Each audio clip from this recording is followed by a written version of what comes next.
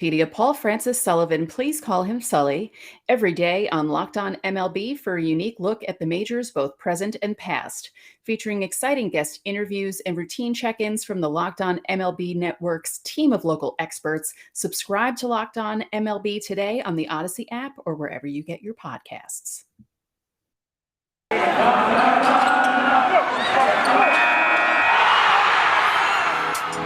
You are Locked On Yankees, your daily New York Yankees podcast. Part of the Locked On Podcast Network, your team every day.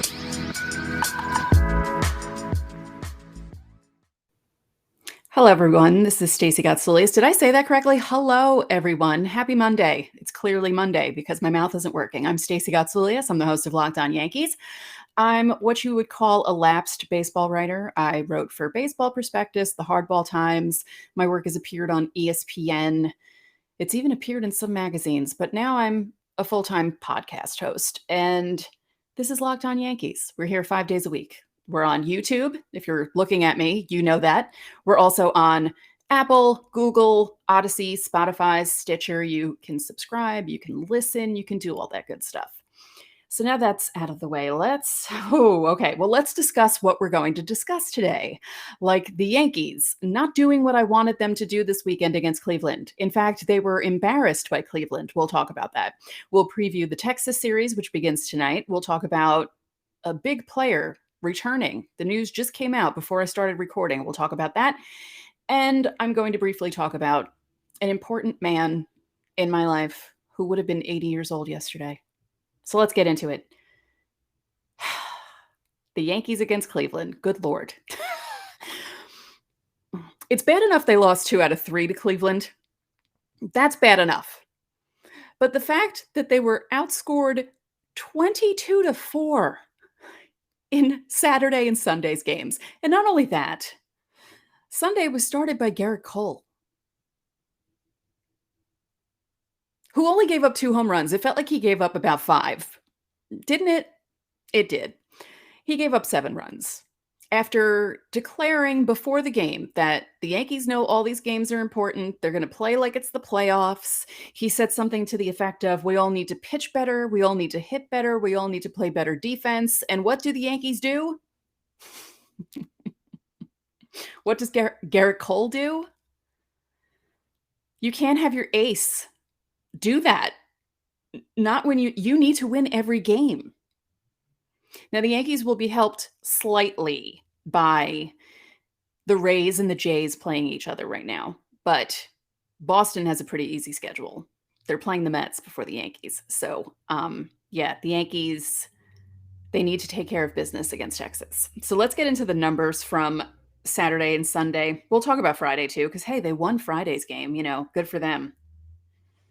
I said it before these 9 games against Baltimore, Cleveland, and now Texas. They needed to win at least 7 out of the 9. That's not happening. So, guys, what are you doing to me? What are you doing to everyone? Seriously. So Friday night was a good game because they won.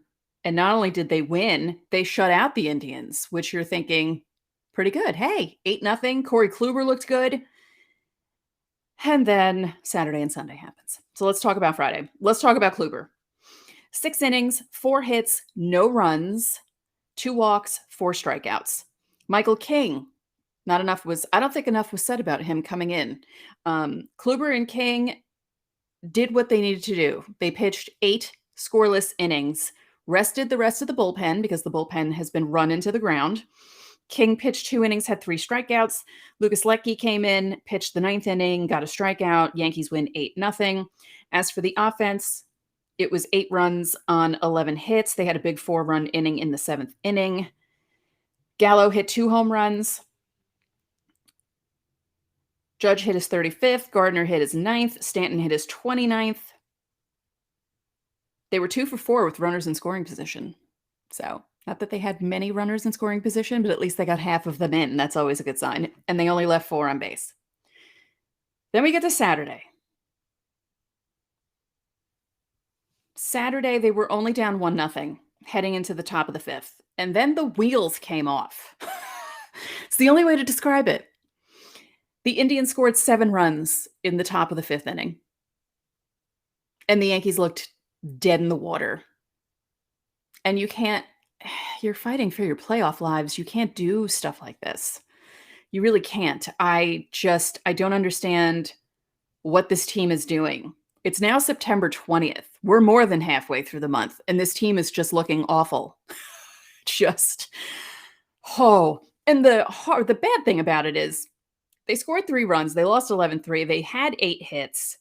Cleveland had their 11 runs on 12 hits, but the Yankees also had 2 errors. One of them was big because,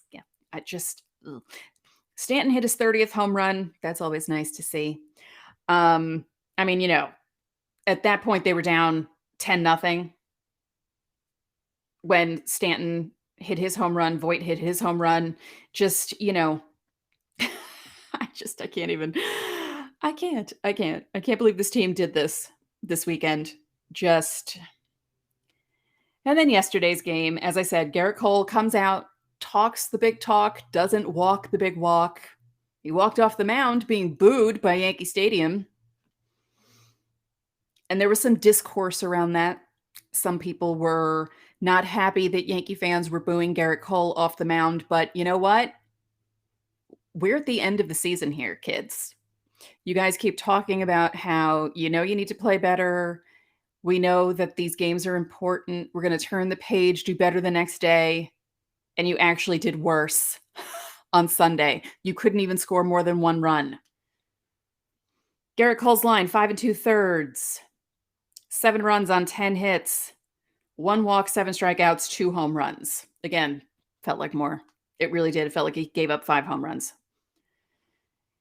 Jose Ramirez, that pain in the butt. He hit his 35th home run. Not shocking. Who else? Oh, right. Roberto Perez. He also hit a home run. And the Indians, let's see. The Yankees pitching struck out the Indians 12 times, only walked them 3 times, but it was all those hits, 16 hits. Not good. As for the Yankees, no walks. The offense, no walks, 11 strikeouts, 8 hits, 1 run.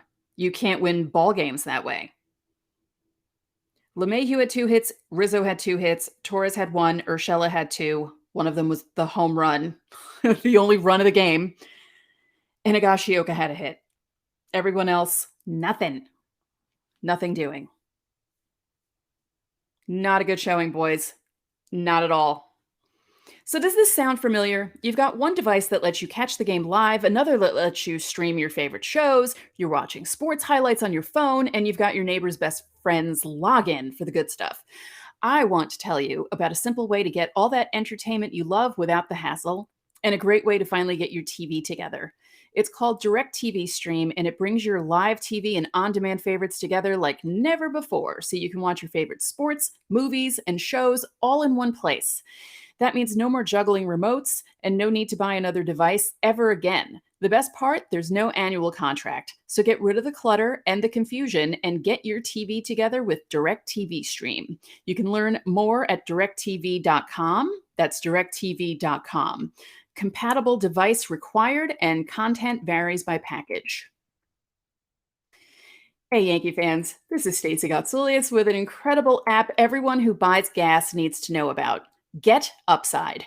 My listeners are making up to 25 cents for every gallon of gas every time they fill up. Just download the free Get Upside app in the App Store or Google Play right now. Use promo code BASEBALL for Use promo code BASEBALL and get a bonus 25 cents per gallon on your first fill up.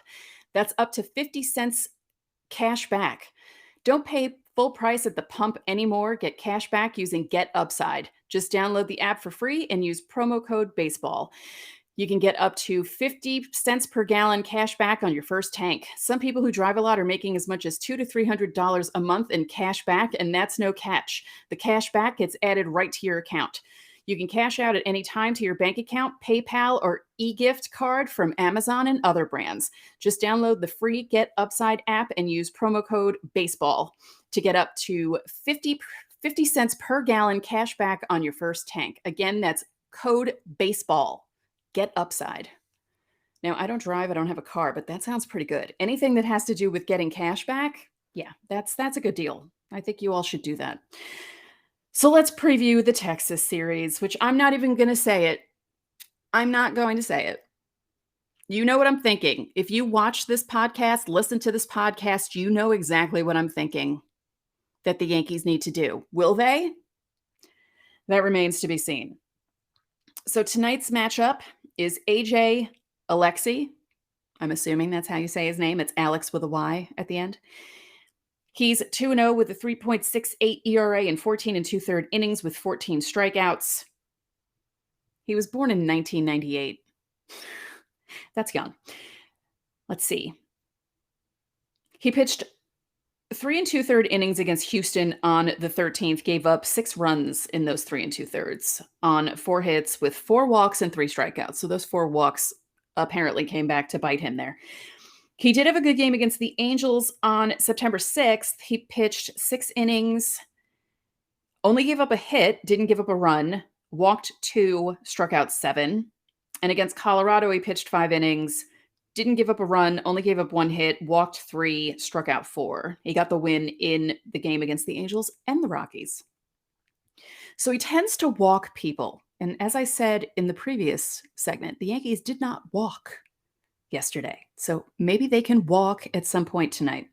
He'll be facing Nestor Cortes Jr., who I've been talking about being one of the MVPs of the 2021 season, especially if the Yankees can get their stuff together and somehow make the playoffs. And that just means making the wild card game at this point. Cortes is 2-2 with a 2.60 ERA in 79 2/3 innings with 87 strikeouts. Again, every time I watch this guy, I don't understand how he's doing it. He would be the perfect type of pitcher for baseball like 25 years ago. Well, yeah, maybe. I mean, I don't know. All those steroid guys would probably be bashing the baseball, 400 feet because he doesn't throw it that hard. But the movement on his ball just seems to fool everyone.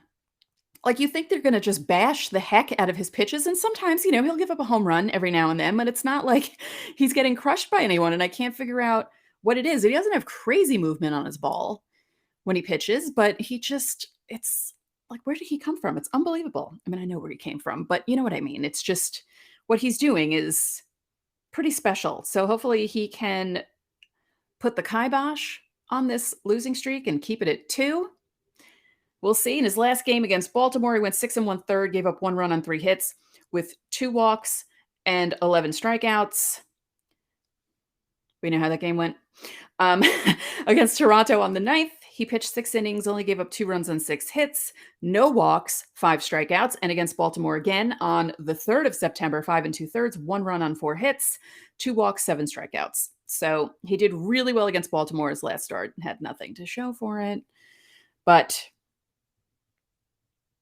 he's just unbelievable. I love Nestor Cortes. So do his teammates. If you notice, they have the nasty Nestor t-shirts. He wore one. I said this the other day. He wore one in his post-game press conference, which I thought was the funniest thing ever. Tomorrow, or Tuesday, because today's Monday, Jordan Montgomery against Dane Dunning. Okay. He's 5-8 with a 4.28 ERA in 107 1/3 innings with 103 strikeouts. In his last 7 games, he's 2-2 with a 4.45 ERA. He pitched, 2 innings against Houston on the 15th, 1 inning against Oakland, 4 2/3 against Boston back on August 20th. So there seems to have been an injury there at some point. And seeing how he did against Boston, I'm not surprised. 4 2/3, 5 runs on 9 hits, 1 strikeout, 1 walk. He got the loss. So let's see. Oh, you know what? I'm not going to do that. That's too much. But he started off the season pretty good. Doesn't pitch a lot. So I don't know if he's an opener or if they just don't keep him in long, because he's usually pitching 5 or 6 innings. So yeah, we'll see how that goes tomorrow. Jordan Montgomery, 5-6 with a 3.63 ERA, 144 innings on the nose with 149 strikeouts. Let's see, 5 2/3 in his last game against Baltimore. Oh, right. Yes, that's right. Him and Nestor Cortez Jr. did the back-to-back games with Nestor had 11 strikeouts. Poor Jordan had 12 strikeouts, nothing to show for it because his offense did not score for him. It's not the first time they've done this. There was a month there that they didn't score for him from June to July. Yeah.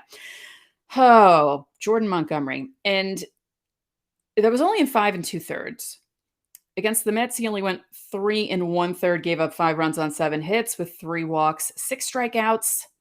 Actually, that's kind of funny. His 2 starts prior to that start against Baltimore, against the Mets and Baltimore also on September 4th, combined 11 strikeouts. And then that 1 start, the last start against Baltimore, 12 strikeouts. So he was looking really good. And then again, the offense didn't do anything for him, which is the story of his season and why he's 5-6. It's not completely his fault. So that stinks for him.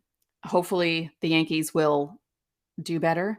And then on Wednesday in the finale, Corey Kluber, who the last time he pitched against the Rangers threw a no-hitter in Texas. That would be a nice repeat performance. I don't think that's going to happen, but still, it would be nice.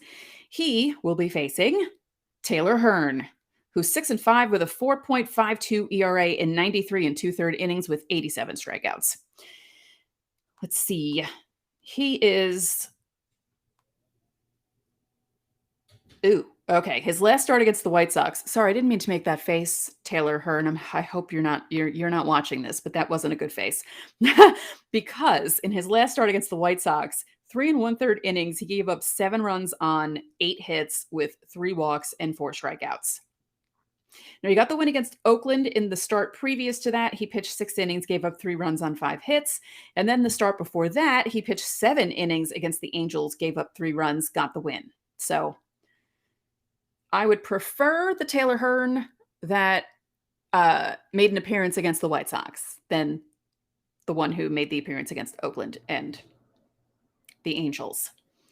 As for Kluber, I already mentioned that he did really well in his last start, gave the Yankees innings that they needed, and hopefully he will build upon that in this start against Texas. They need every win that they could get. We need Corey Kluber to just come out and remember that he threw a no-hitter against these guys. How many months ago was that now? 4 months. Oh my God, almost 4 months ago. That's crazy. Anyway, guess what time it is?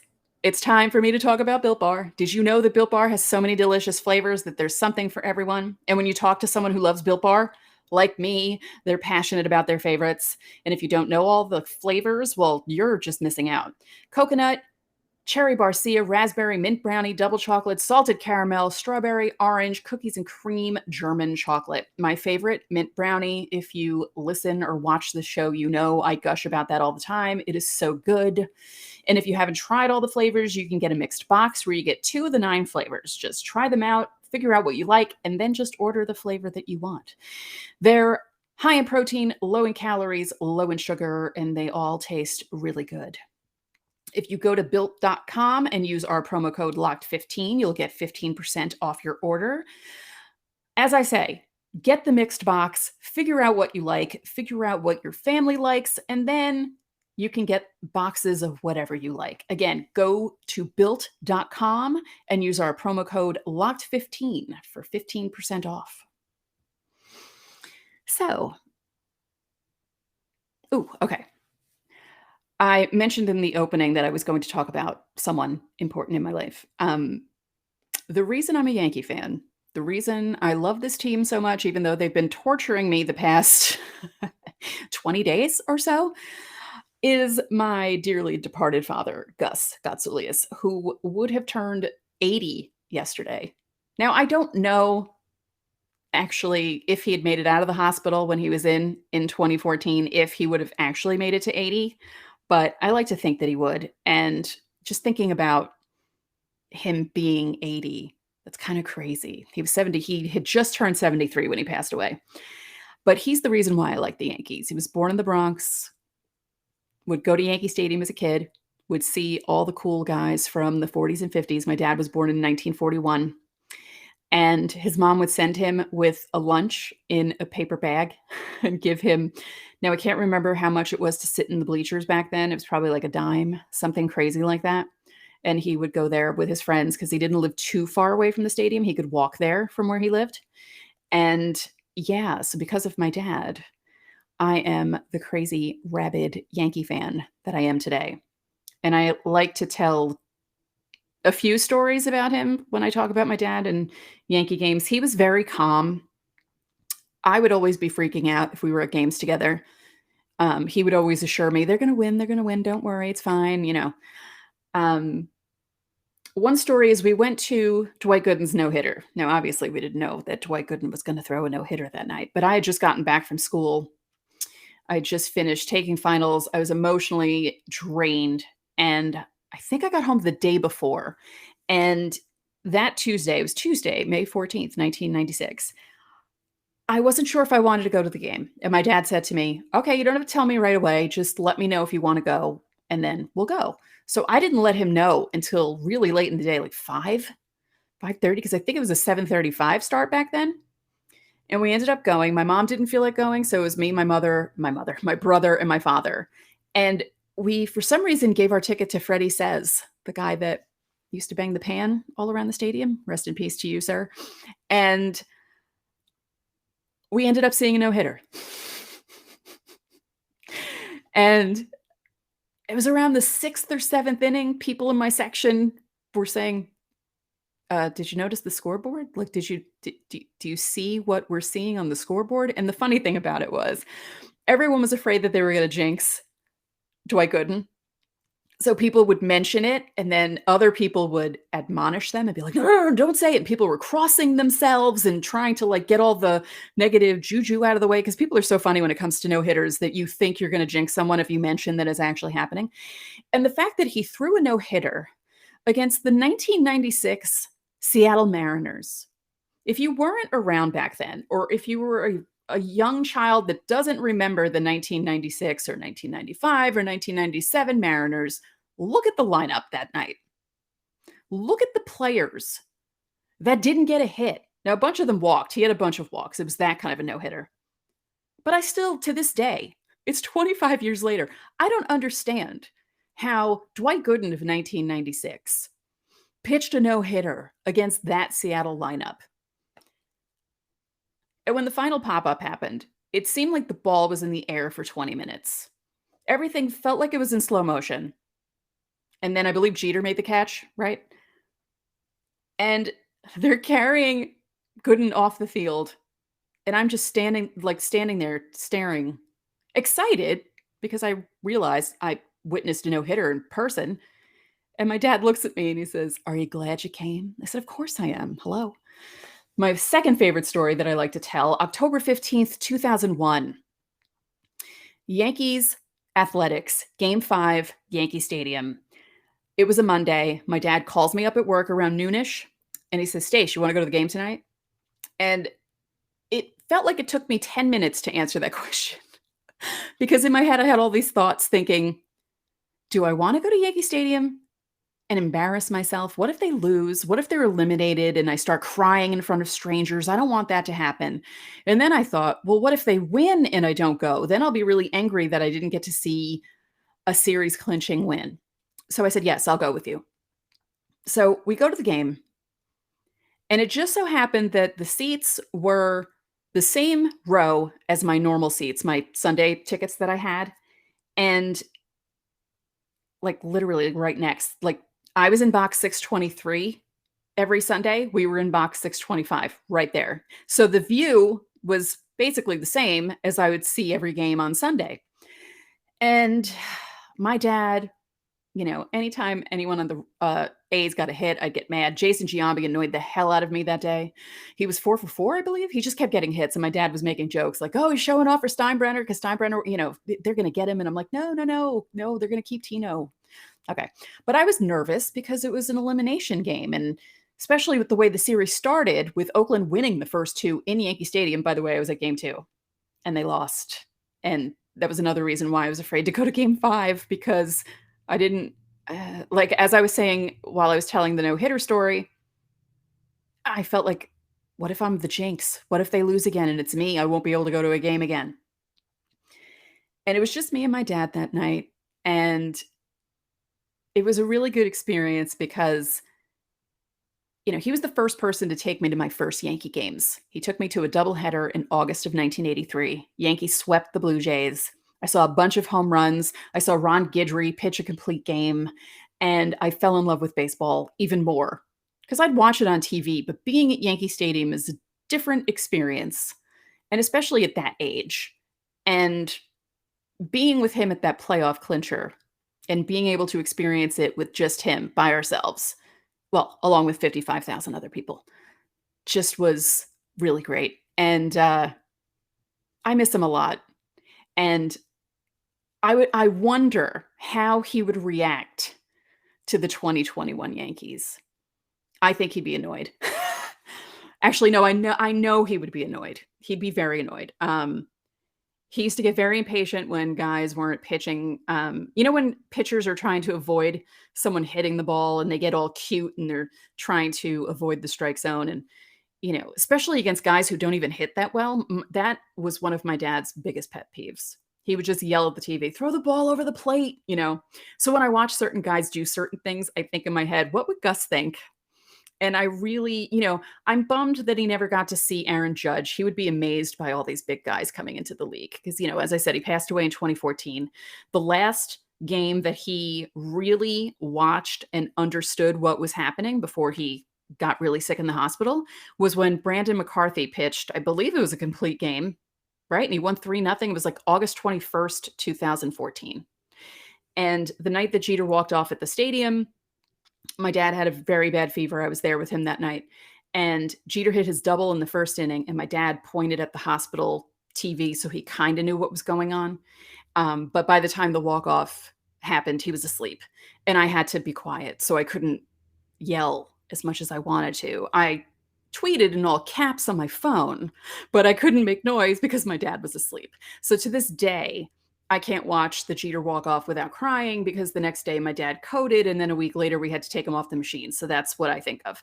So yeah, the big man would have been 80 yesterday, and I miss him every day and wish he was around for this because you know what? If my dad was still alive, he would have a section on this podcast called Gus's Gripes. We had talked about this years ago.